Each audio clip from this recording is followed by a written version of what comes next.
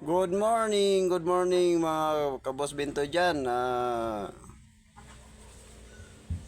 Nagpahatid po ako ng greetings para sa katulad kong tatay na i-celebrate natin ang araw na to. Kasi ang araw na to ay para sa mga tatay, para sa atin to pare. Kaya shout out sa solid followers ko dyan.